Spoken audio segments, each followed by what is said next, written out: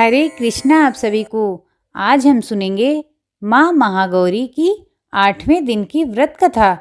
कैसे पड़ा माँ गौरी का नाम। नवरात्रि के 8वें दिन माँ महागौरी की पूजा की जाती है। यह दिन अष्टमी के नाम से भी विख्यात है। माँ महागौरी का स्वरूप अत्यंत शांत, सौम्य और श्वेत है। उनकी तपस्या और पवित्रता की कहानी हमें धैर्य और अटूट श्रद्धा की प्रेरणा देती है।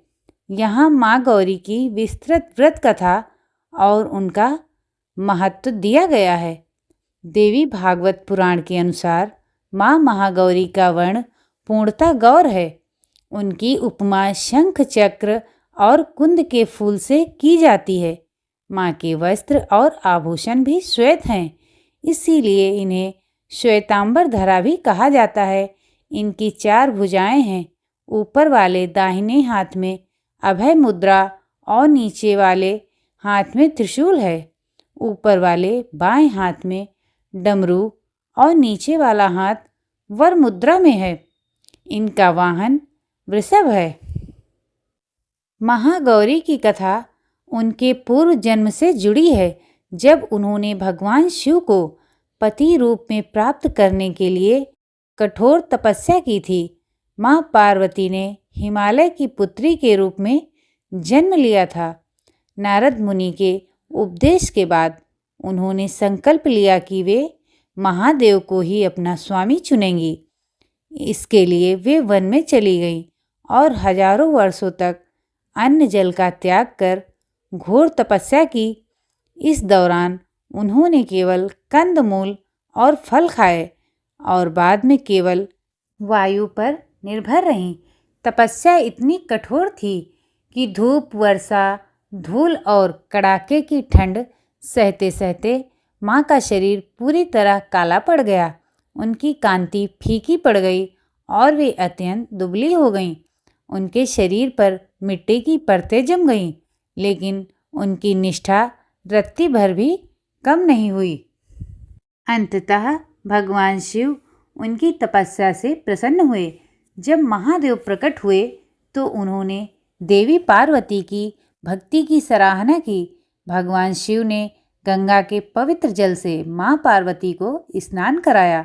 जैसे ही शिव जी ने अपने कमंडल का पवित्र गंगाजल देवी पर छिड़का, उनका शरीर बिजली के समान चमकने लगा।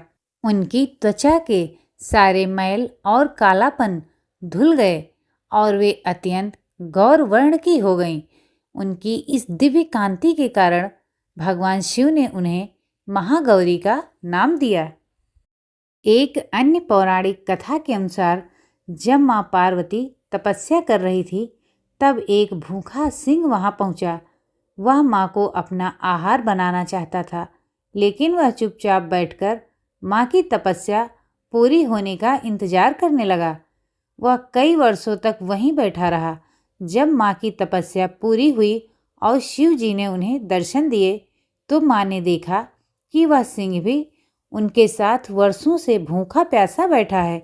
माँ उसकी इस तपस्या से बहुत प्रभावित हुई और उन्होंने उस सिंह को भी अपना वाहन बना लिया। इसलिए माँ महागौरी को सिंह वाहिनी और वृषभारूढ़ा दोनों रूपों में पूजा जाता है।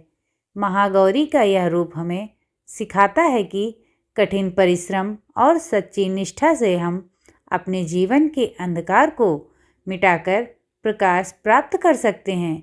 यह शुद्धता और निर्मलता का प्रतीक है। माँ महागौरी की पूजा करने से भक्तों के सभी पाप धुल जाते हैं और उन्हें अच्छे पुण्य की प्राप्ति होती है। माँ अपने भक्तों की मानसिक शक्ति को बढ़ाती है और उनके जीवन में शांति व सुख का संचार करती है। तो बोलो गौरी माता की जय, शंकर भगवान की जय। अगर ये कहानी आपको अच्छी लगे तो वीडियो को लाइक और चैनल को सब्सक्राइब कीजिए। धन्यवाद।